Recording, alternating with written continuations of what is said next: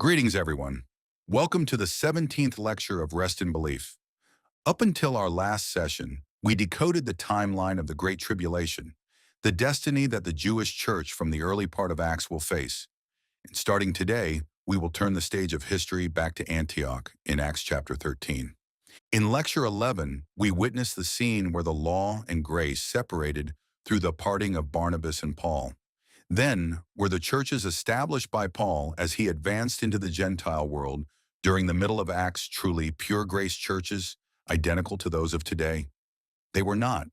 Therefore, today we will examine the doctrinal reality of the abnormal and unstable church that existed prior to Acts 28, the Samaritan Church, where the law and grace were violently mixed together. From Acts 13 to Acts 28, there was one absolute spiritual law piercing through Paul's missionary journeys. It is the law found in Romans 1:16. To the Jew first, and also to the Greek. Pastors of mainstream churches teach this as a simple missionary strategy or preaching order, saying things like, Paul loved the Jews, so he visited the synagogues first. Never. This was not Paul's personal sentiment. It was a condition in a strict spiritual judicial law that the Gentiles at that time absolutely had to pass through to receive salvation. We will directly confirm that judicial evidence through the historical facts of the Bible. Prior to Acts 28, Israel still maintained its national status before God. In Romans 11:17, Paul nails down the spiritual status of the Gentile saints of that time by referring to them as a wild olive tree. The Gentiles of that time were not instantly created as a completely independent new creature as they are today. They were grafted in among the branches of Israel, the original olive tree, placed in a strict subordinate relationship where they prolonged their lives by feeding off the root and fatness, the spiritual heritage of the Jews.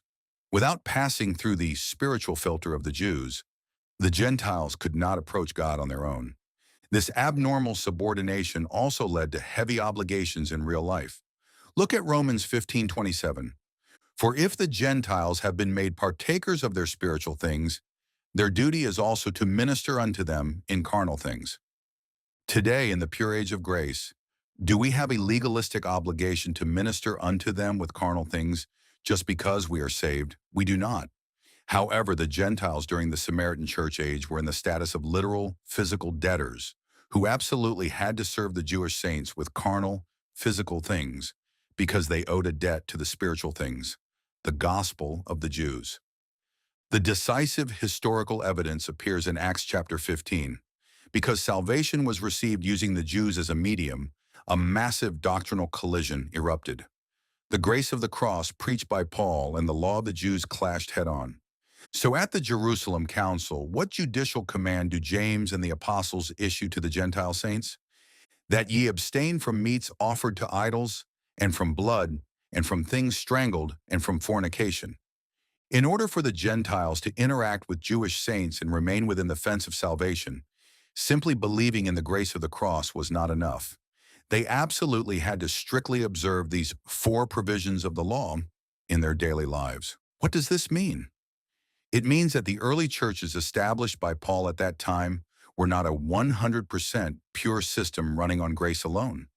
It was an abnormal, hybrid state boiling over in a single bowl, like oil and water that cannot mix. The graceful elements of the Gentiles combined with the legalistic yoke of the Jews. We will strictly isolate the churches established in this age doctrinally and refer to them as the Samaritan Church. Thus, Antioch and the Gentile world from Acts 13 to Acts 28 were completely different from the pure age of grace we have today. This is because, under the absolute law of to the Jew first, it was the unstable Samaritan church age, where the Jewish law and Gentile grace were violently oscillating and forcefully mixed together. Then everyone inside Paul's letters written during this age governed by such precarious and abnormal laws, what kind of horrific things were taking place? What is the reality of those gruesome side effects that erupted as grace and the law collided head-on? If you blindly trust that Paul's early epistles written before Acts 28 are the absolute doctrines for our pure Gentile church today, you will never be able to escape the quagmire of doctrinal confusion. In our next session, Lecture 18, We will correct the error where extreme dispensationalism failed, and we will thoroughly dissect Paul's early epistles, 1st and 2nd Corinthians, Galatians, 1st and 2nd Thessalonians, Romans, written prior to Acts 28, from the inside out. Please look forward to witnessing the reality of signs and the terror of the law that attempted to swallow up grace.